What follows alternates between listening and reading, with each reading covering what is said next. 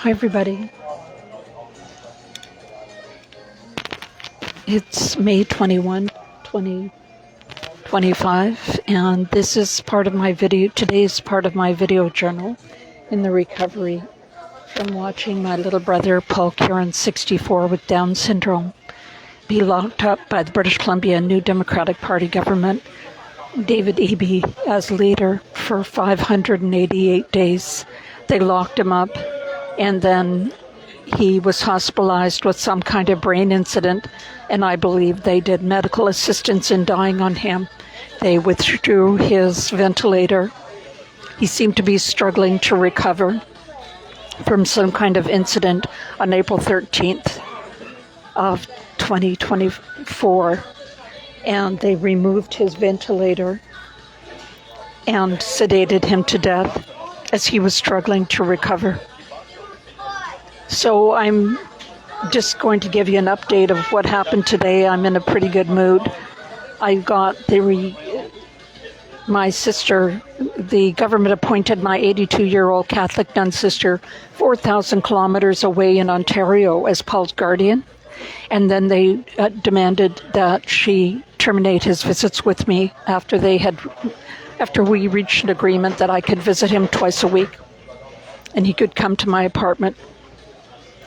They demanded that she permanently terminate all his visits with me, and he had no other surviving family members or visitors in Greater Vancouver. From a big family of 6 adult children and my mom, it was down to just me, and the government demanded that she, from Ontario, ordered that he be isolated and confined to his large group home. That's L''ARCHE. Make no mistake, the villain here is David Eby, the leader of the evil British Columbia New Democratic Party government. And my sister has been funded. She's a Catholic nun, has been since she was 17, since Paul was born. She had only met him by her own admission on a few dozen occasions over the course of his whole life. But the Roman Catholic Church, of which I'm a member, and who my parish priest had written me a letter in support of my being Paul's guardian. But they also funded, I estimate, close to $1 million in legal fees for the nun, so that she could be the first guardian appointed in British Columbia history from outside who did not reside in BC. Her appointment broke 2 fundamental laws of guardianship in British Columbia of incapable adults. One is that the person who lives closest, has geographical proximity to the patient, is usually appointed the guardian, and guardians are not appointed who do not reside outside of British Columbia. And she lived 4,000 kilometers away, and she's 83. The second rule is that the person who's preferred over all others is the one most likely to accommodate access visits by other family members. So there's 2 rules, if you want to know, in the appointment of a guardian of an incapable adult. And that's number 1, the person who lives closest to the incapable adult. Number 2, the person who's most likely, regardless of their other qualifications, the number 1 most important qualification is the person who's most likely to accommodate visits by other family members. And this evil nun was ordered by the BC government to terminate Paul's visits with me, which she did.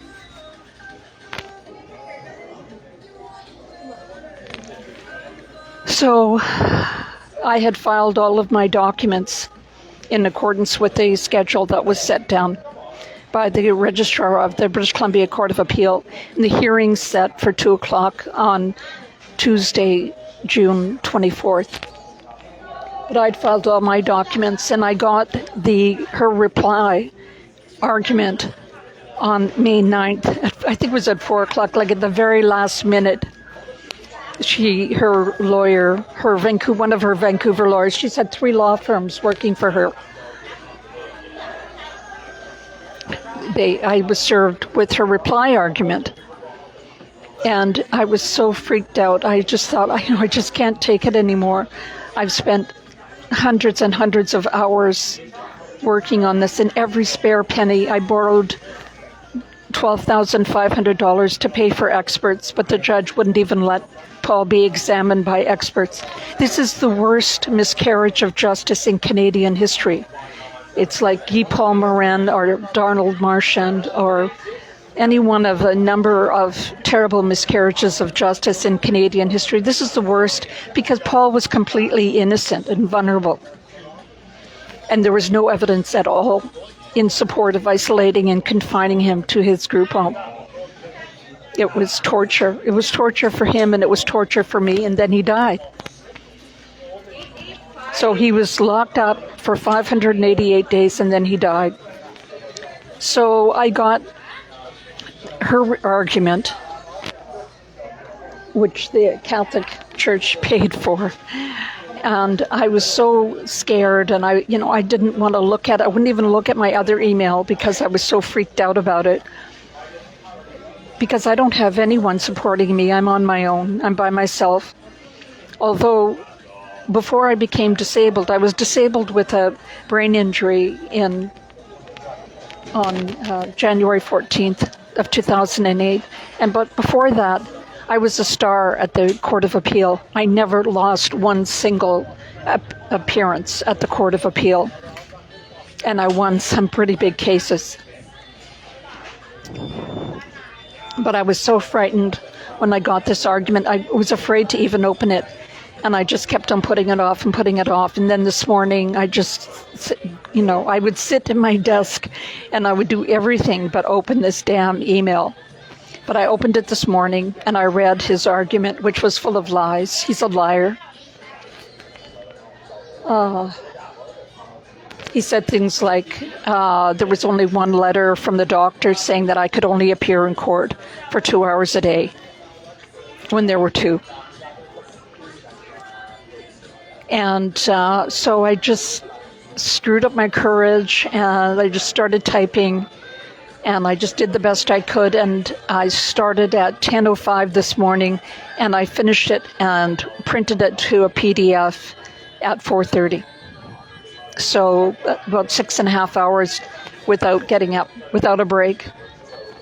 I had made some oatmeal for breakfast, which I hadn't eaten, and I ate that for lunch. I didn't even get up from my chair. And I just felt so happy when I was finished. The main argument, if I can try and explain it to you, is that I had complained to the Burnaby RCMP that the guardianship agreement that my sister was relying on was fraudulent because my brother was too low functioning to appoint a guardian. And that it was a forgery. And I know because I taught him to print the only word he could ever print or read, and that was his first name, Paul. And it was on his face. It looked like a forgery. So I went to court and tried to set that guardianship agreement aside. And the judge said I had to get the public guardian and trustee to investigate my allegation that it was a fraud and a forgery. And the fraud and the forgery perpetrated by the government, the British Columbia New Democratic Party government, with David Eby as a leader, resulting in the confinement of an incapable adult for 588 days. So the public guardian and trustee, I since found out, made a secret deal with my sister's lawyer that if she repaid to him money that she had given to L'Arche, she gave his entire inheritance to L'Arche and then got a tax receipt worth $12,500 in return. So I believe that through Freedom of Information disclosures, I proved that if she made a secret deal with the public guardian trustee, that if she paid Paul back his money, they would support her as guardian and any decision that she wanted to make, including confining him and isolating him and terminating his visits with me against his will.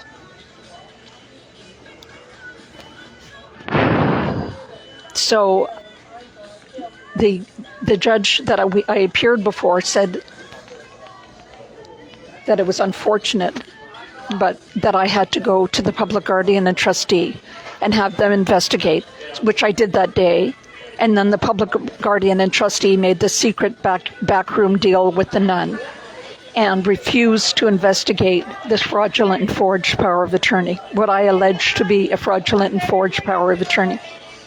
So the day the public guardian trustee told me they weren't going to investigate what I alleged to be a fraudulent and forged power of attorney, I went to the Burnaby RCMP and I met with a constable. And I had the document with me. I offered to show it to her, and she said, "Oh, no, we'll get a search warrant for the original, and I'll interview the witnesses to Paul's signature, who were two low-level L'Arche caregivers. Not a notary and not a lawyer. Paul never had 1 minute with a lawyer." So instead of doing that, I allege that this police constable just tipped off L'Arche and the government. The government of BC pays her salary. And she just tipped them off and said that I had complained, and that same day they terminated permanently my visits with him. L'Arche's lawyer wrote me a letter saying, "You will never see your brother again." Can you imagine the depth of depravity and evil to say to one human being, "You will never see your brother again"? But that's what L'Arche's lawyer said to me. So I didn't know any of this, but I complained to the oversight agency for the RCMP in Ottawa, and they actually did a proper investigation. They acted like they were being paid by the Canadian taxpayer to do a job. They were going to do it.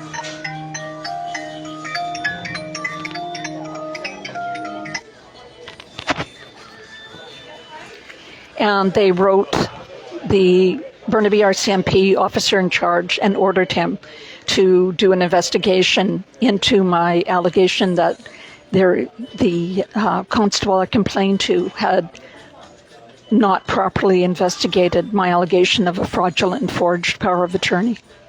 It was actually called a representation agreement. But I didn't know that. But what I believe happened is the Burnaby RCMP tipped off the BC government and therefore the evil nun that they had been ordered to reopen the investigation into the fraudulent and forged power of attorney. Because the letter to me was dated March 27th of 2024. But I didn't get it until the evening of April 21st. I didn't get it for almost a month. So what I believe the Burnaby RCMP did was they tipped off the BC government that they had been ordered to reopen the investigation into the fraudulent and forged power of attorney. And that's when my sister brought on an application to have me declared a vexatious litigant, so that I would be not a credible witness that would destroy my credibility. If I was found to be a vexatious litigant, then I would have no credibility with the Burnaby RCMP or anybody else. So I wrote my reply to the evil nuns factum today, and it's ready to file. I'm going to file it tomorrow morning. Then I have to make 3 copies. My appeal documents are about 500 pages long, and I have to go to Staples tomorrow and make 3 paper copies in a particular format and file those with the BC Court of Appeal, which hopefully I'll be able to do tomorrow or on Friday. So I screwed up my courage today. The good news is I screwed up my courage. I just thought about Paul. I've got a beautiful picture of Paul over my desk and his drawings. I just screwed up my courage, and I thought, Paul would do it for me. Paul would fight to the death for me. And I'm going to fight to the death if necessary for him. That the judge that designated me a vexatious litigant on November 29th of last year, of 2024, went ahead. I had 2 letters from 2 different, my family doctor, my cardiologist, saying I couldn't appear in court for longer than 2 hours at a time. And believe it or not, the judge, hearing my sister's lawyers, she had 2 lawyers there, one from Ottawa and one from Vancouver, and she let them go on for 4 days, 2 half days and 2 full days, against the express direction of my cardiologist and my family doctor, saying I should not, I have a potentially fatal cardiac condition and I should not appear in court for longer than 2 hours at a time. And when I got up to leave after 2 hours, she said, "Oh, you can sit in the gallery." Truly a miscarriage of justice of the highest order. First of all, they took away all of Paul's civil rights and then let him die. And then they took away all of my civil rights and put me in the position of potentially having another heart attack.